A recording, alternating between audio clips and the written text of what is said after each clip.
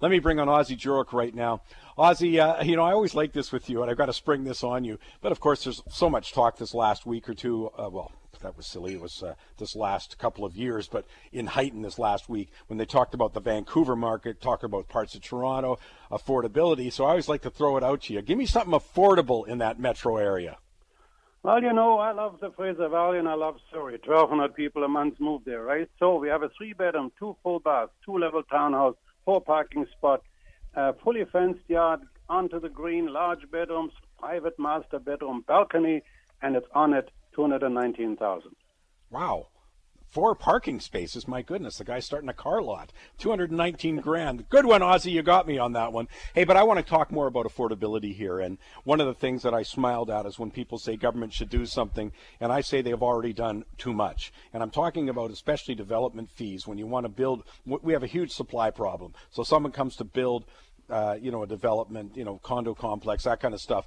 And I don't think the regular public understands how much the cost of that unit when it comes to selling it incorporates some pretty significant fees. I mean, whether it's $25,000 or $40,000, to build, for example, a new detached home in Vancouver, compared to Burnaby alone. Or I did some numbers about 6-8 months ago.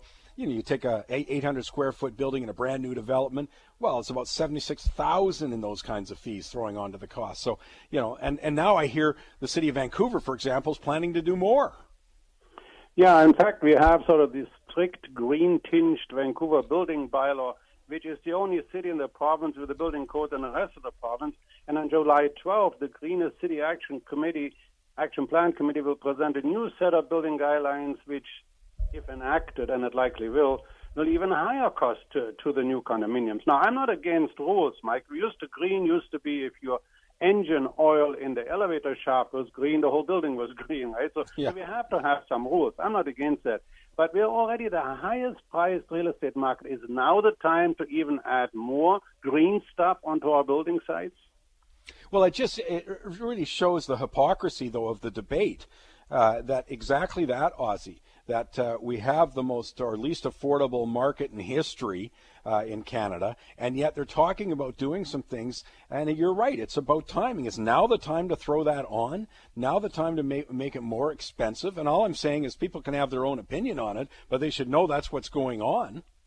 Well, that's right, and it becomes a law, right? I mean, new thermal breaks on concrete condo balconies because supposedly some heat leaks out from building through it.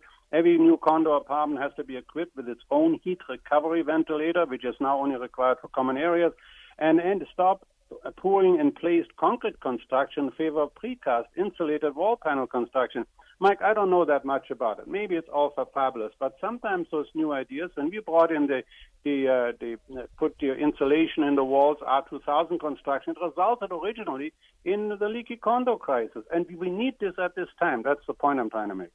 Yeah, what about existing condos quickly?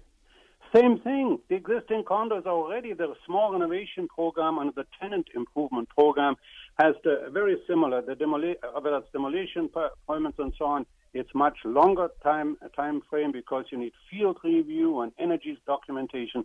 It's really become very, very difficult. Bottom line, what's this going to cost? Yeah, a lot more. I mean, we already have in Vancouver high-rises at $210 to $270 a foot, plus land between $200 and $400.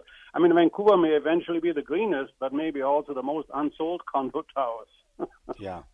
Well, I think that's just absolutely fabulous information. It's the kind of thing that's not out there in this public debate. Very few facts are. It's an emotion-driven debate at this point, but I think those are key facts to bring to people's attention. They can then choose to support, not support, but just know what's going on. Hey, Ozzie, one final hot property for me. We got a real hot one in Fort St. John. It's a brand new unit. It's completed at the end of this year. There's only 3 actually remaining. They're now 270,000, 2-bedroom, 2 baths, 5 appliances, hardwood floor.